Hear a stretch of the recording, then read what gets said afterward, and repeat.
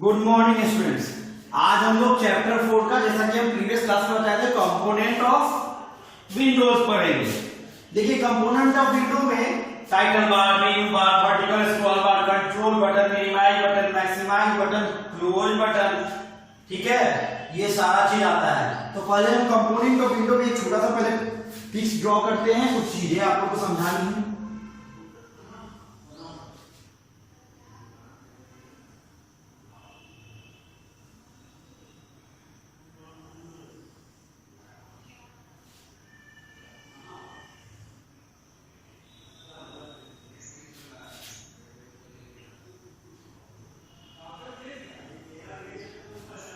देखिए,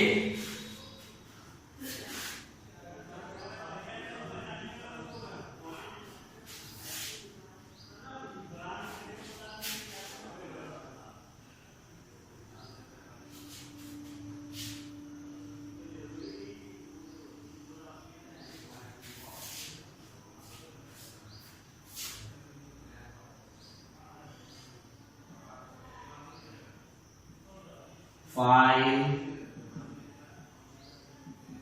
edit, format,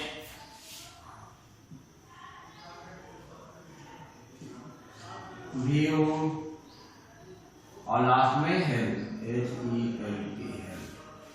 file के यहाँ पे होता है, ई के पास भी होता है यहाँ पे, उसके बाद ओ, फिर भी ओ, फिर भी एच, ये होता है। उसके बाद है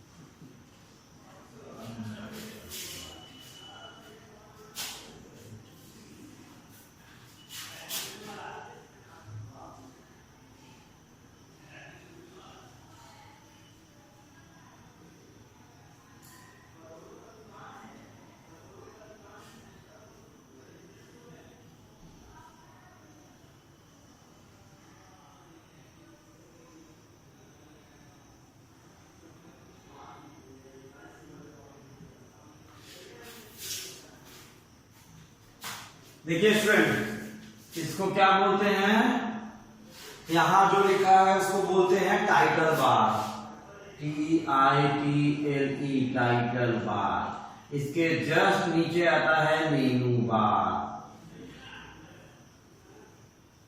और ये जो है, ये तो आप लोग जानते होंगे, इसको बोलते हैं मिनिमाइज, ठीक है। इसको बोलते हैं मैक्सिमाइज और रिस्टोर डाउन, ठीक है, मैक्सिमाइज और रिस्टोर। और इसको तो आप लोग बोल सकते हैं, क्रॉस किया हुआ है इसलिए क्लोज। ये है वर्टिकल स्क्रॉल बार, वर्टिकल स्क्रॉल।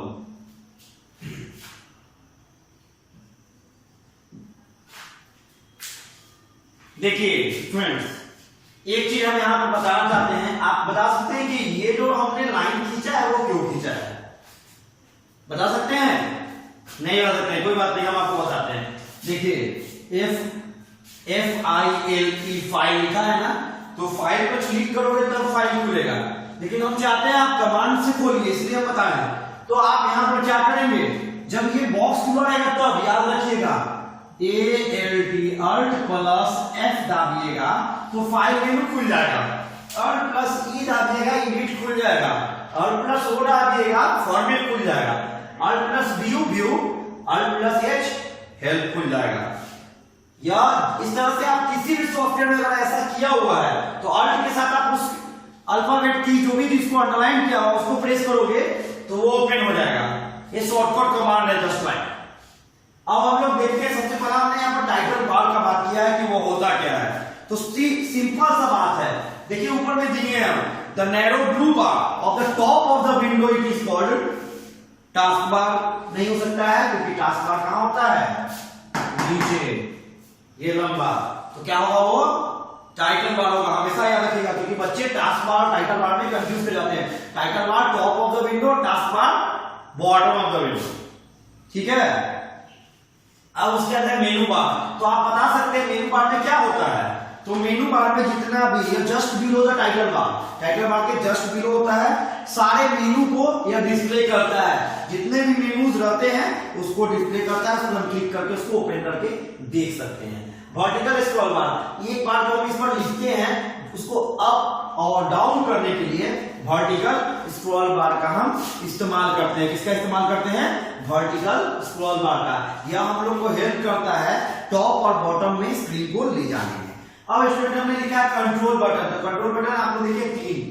देखिए जब भी मान लीजिए एक साथ 2-3 चीज पे काम करते हैं तो आप मिनिमाइज बटन का इस्तेमाल करते हैं। मिनिमाइज बटन क्या करता है स्टूडेंट? जैसे मान लीजिए हम अभी इस पे काम कर रहे थे, ये मान लीजिए जस्ट लाइक वर्डपैड है, वर्ड पे काम कर रहे थे, हमको सॉन्ग भी सुनना है। क्या करना है? सॉन्ग भी सुनना है। उस समय हम क्या करेंगे? मिनिमाइज बटन का यूज करेंगे। तो क्या होगा? सॉन्ग प्ले होकर मिनिमाइज बटन में आ जाएगा, फोल्डर के पास जो बताया था ना प्रीवियस पिक्स में, उसी फोल्डर के पास आ जाएगा। उसके बाद आपका आता है मैक्सिमाइज बटन। तो एक स्क्रीन पर हम 2 खोलना चाहते हैं तो उसके लिए मैक्सिमाइज का यूज कर सकते हैं, ठीक है। हॉरिजॉन्टली या वर्टिकली उसको हम बांट सकते हैं।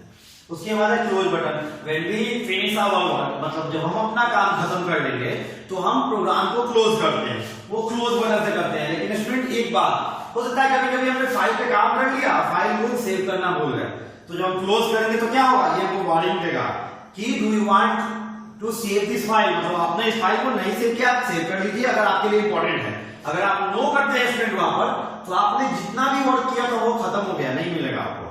यस करते हैं तो वहां आपको वापस सेव का ऑप्शन देगा। आप अपना जो भी फाइल डालना चाहते हैं और 9 डालकर ओके करेंगे, वो फाइल जाकर सेव हो जाएगा माय डॉक्यूमेंट। अब है resizing and moving the window, ठीक है। तो resizing and moving the window के लिए स्टूडेंट मान लीजिए जैसे हमने यही बनाया है, अगर इसको ये ऑप्शन जो है ब्लू वाला लाइन, इस पर एक ऐसा एरो, जब उस पर माउस ले जाएंगे ना तो ऐसा एरो बन जाएगा, ऐसा एरो बन जाएगा। तो माउस का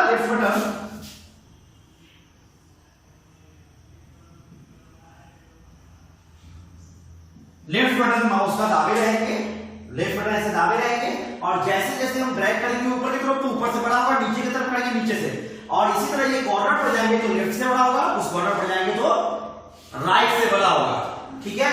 तो ये क्या हो गया? रिसाइजिंग। और मूव करने के लिए भी हम अगर मूव करना चाहते हैं, सिंपली इस ब्लू लाइन पे जाएंगे, ऊपर में आता है टाइटल बार, उस ब्लू लाइन पे जाएंगे तो हम माउस का लेफ्ट बटन दाबे रहेंगे, तो आप इसको विंडो में any part of the window में आप कहीं भी लोकेट कर सकते हैं, कहीं भी डाल सकते हैं खींचकर, वो डाल जाएगा, ठीक है। अब स्टूडेंट है डेट एंड टाइम। देखिए डेट एंड टाइम आपकी बुक में बहुत लंबा स्टेप दिया हुआ है, हम आपको सिंपली एकदम सिंपल स्टेप बताते हैं।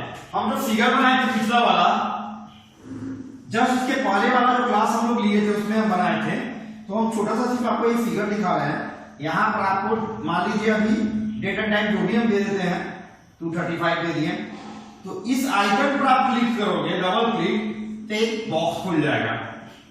क्या खुल जाएगा?